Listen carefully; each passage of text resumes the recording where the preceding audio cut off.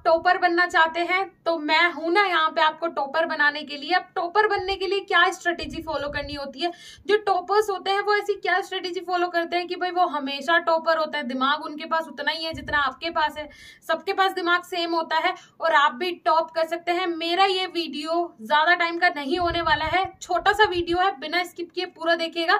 आज के इस वीडियो के बाद मैं आपको टारगेट दूंगी 30 डेज का। अगर आप 30 डेज जो मैंने बताया है, जो मेरी स्ट्रेटेजी है वो फॉलो कर लेते हैं तो आप खुद फील करेंगे कि आपके अंदर क्या चेंजेस आपको देखने को मिले। जो आपका रूटीन है मैं उसे चेंज नहीं करूंगी, जो रूटीन है वही सेम चलता रहेगा, बस जो मैं आपको बताऊंगी फॉलो वो करना है। Hey everyone, this is Sakshi Rajput and welcome to SB pharmacy. भाई मुझे टॉपर बनना है, टॉपर बनना कौन नहीं चाहता। अगर कोई आपका क्लासमेट है और वो टॉपर है, आप छोड़ दीजिए कि आप 12th तक क्या थे, 12th तक हमें कोई मतलब नहीं है। और अगर 12th के स्टूडेंट देख रहे हो तो वो भी ये चीजें फॉलो कीजिएगा। लेकिन अगर आपकी 12th हो गई है, भाई आप बी फार्म में एडमिशन आपने ले लिया है या फिर लेने वाले हैं, तो आपको क्या स्ट्रेटेजी फॉलो करनी है। टॉपर्स क्या स्ट्रेटेजी फॉलो करते हैं, वो आपसे अलग नहीं है। क्या वो एंजॉय नहीं करते, क्या वो खेलते नहीं है, क्या वो बाकी के काम नहीं करते हैं अपनी लाइफ में, सब वैसे ही करते हैं जैसा आप करते हैं। लेकिन जरूरत क्या है, अब नोट कर लीजिएगा। और 30 डेज पूरे 30 दिन आपको ये फॉलो करना है कि हाँ, ये अपने कॉपी में लिख लीजिएगा पॉइंट सारे कि मैंने ये आज किया, मैंने इस तरीके से काम किया। करना वही है जो आपका डेली रूटीन है, उसे मैं चेंज नहीं करूंगी, लेकिन किस तरीके से करना है वो आपको मेरी बताई हुई स्ट्रेटेजी फॉलो जरूर करनी पड़ेगी। अब देखिए आपको क्या करना है, सबसे पहले तो आपको क्लास में अलर्ट होना पड़ेगा। भाई मेरी बात ध्यान से सुनिएगा, अगर आपका लेक्चर है 40 मिनट का है, 1 घंटे का है, तो वो लेक्चर तो है ना, आपको उसमें बैठना तो पड़ेगा ना।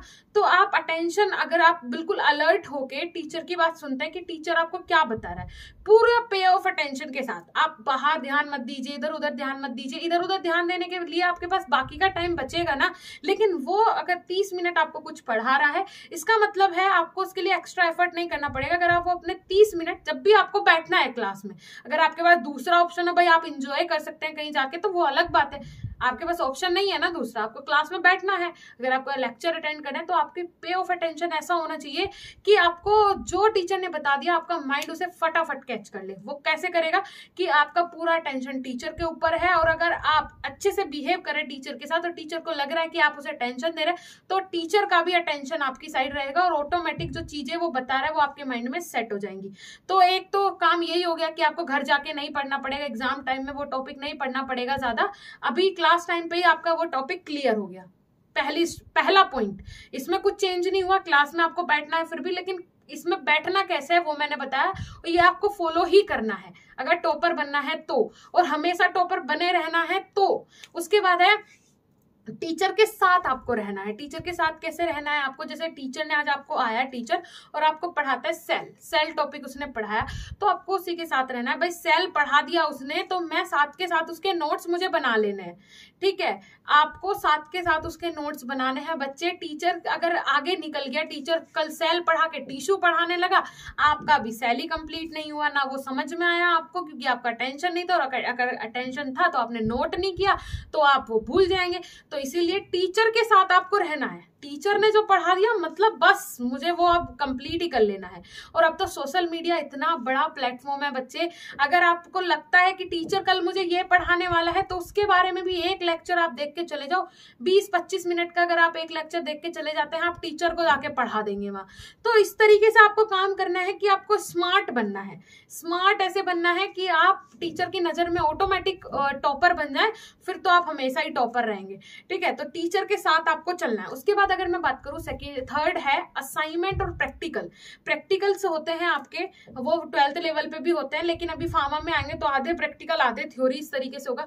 तो आपको प्रैक्टिकल रिकॉर्ड जो है वो अप टू डेट रखना है, क्योंकि फाइनल जो प्रैक्टिकल होता है आपका मेन एग्जाम से में, तो उस टाइम आपको प्रैक्टिकल रिकॉर्ड दिखाना होता है। तो इससे अच्छा है जो आज प्रैक्टिकल हुआ वो आप साथ के साथ नोट कर लें। आपको करना ही है, प्रोसीजर लिखना ही है, सब कुछ लिखते हैं आप, तो वो आप साथ के साथ अगर अप टू डेट रखेंगे कोई टीचर ने असाइनमेंट दे दिया, भाई हम सोचेंगे हम संडे को कंप्लीट करेंगे, टीचर ने बोला नेक्स्ट मंडे आपको दिखाना है, हम संडे को कंप्लीट करेंगे। संडे में, अरे संडे आपका एंजॉय का दिन है भाई, उस दिन आपको एंजॉय करना है, असाइनमेंट थोड़ी बनाना है। तो आप जो असाइनमेंट उसने दिया है धीरे धीरे करना स्टार्ट कर दीजिए। अगर आप आज 2 पेज लिखेंगे, कल 2 पेज लिखेंगे, मतलब एक हफ्ते में आप पूरा असाइनमेंट क्लियर कर लेंगे। जो 2 पेज आप लिख रहे हैं वो आप पढ़ेंगे भी, समझेंगे भी, और 2-2 पेज लिख के आपका पूरा असाइनमेंट क्लियर हो जाएगा, आपके माइंड में उसका ब्लूप्रिंट बन जाएगा, और साथ ही साथ इजीली आप कर सकते हैं, आपका वीकेंड भी खराब नहीं होगा।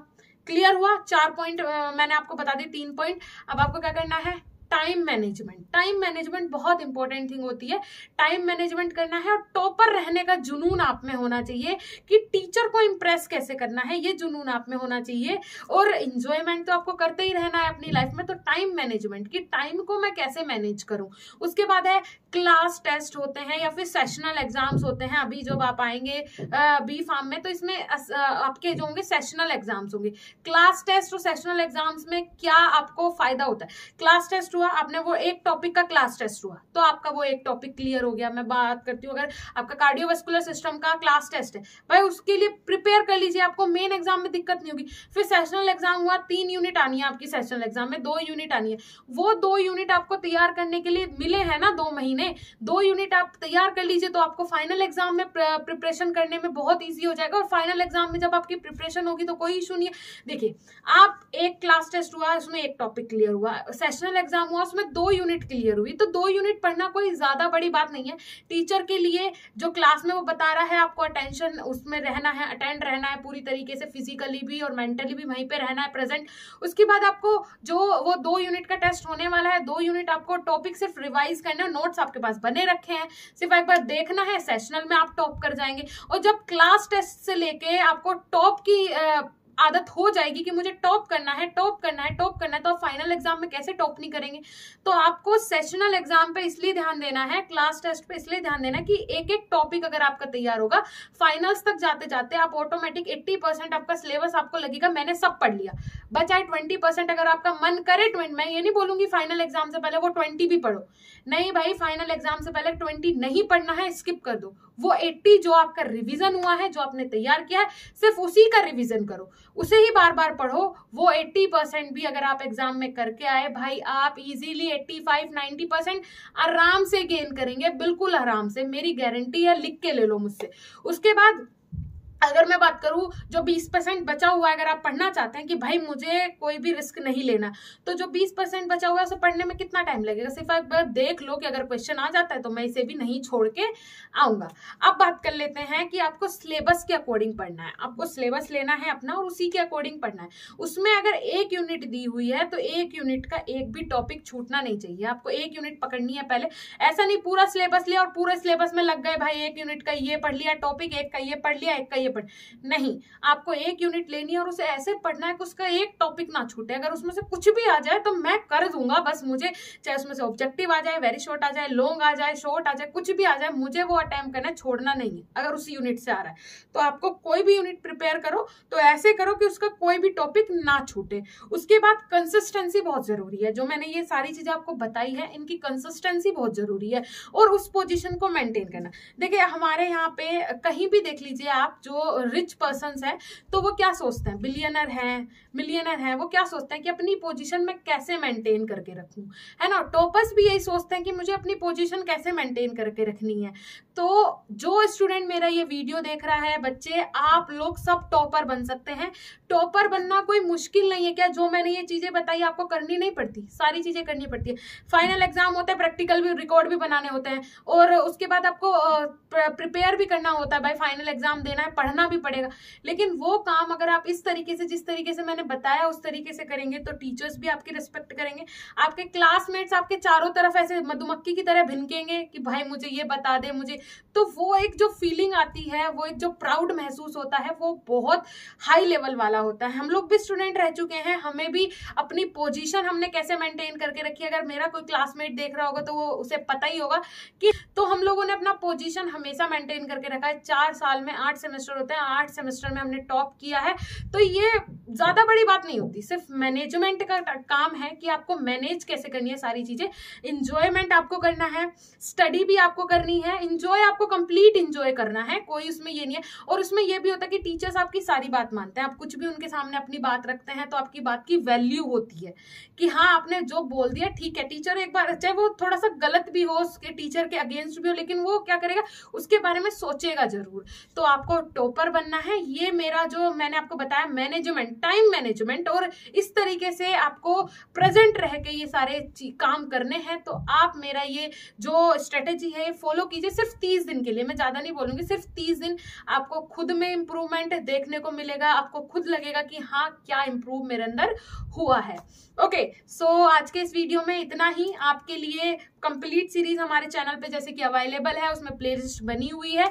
आपको अगर आपके मन में आता है बी फार्म करना है, 12th तक आपको कौन कौन सी चीजें पता होनी चाहिए। अगर आपने बी फार्म में एडमिशन ले लिया तो ये टाइम मैनेजमेंट स्किल्स, ये सारी चीजें बी फार्म में एडमिशन लेने से 8 सेमेस्टर तक आपको पढ़ाई के लिए कौन सी स्ट्रेटेजी फॉलो करनी है जिससे कि आप अच्छा ब्राइट फ्यूचर बना सके। और आपको मैं पूरी तरीके से ट्रेंड करने वाली हूँ कि बी फार्म करने के बाद तो बस आपको लगे कि कब कंप्लीट हो जाए और कब मैं अपना फ्यूचर एकदम सेट कर लूं। तो ये सारी चीजें हमारे चैनल पे आपको सब कुछ मिलेगा। बी फार्म के बाद जॉब कौन सी है, करियर कहाँ बना सकते हैं, खुद का बिजनेस कैसे कर सकते हैं, एंटरप्रेन्योर कैसे बन सकते हैं, बिजनेसमैन कैसे बन सकते हैं, साथ ही साथ प्राइवेट जॉब, गवर्नमेंट जॉब, क्या आपको नहीं मिलेगा हमारे चैनल पे, सब मिलेगा। जाके विजिट करो। चैनल पे नए हो तो चैनल को सब्सक्राइब कीजिएगा। लास्ट में मैं ये बोलूंगी, हमारे चैनल को विजिट करने के लिए, वीडियो को लास्ट तक देखने के लिए आप सबका तहे दिल से बहुत बहुत धन्यवाद। Thank you so much.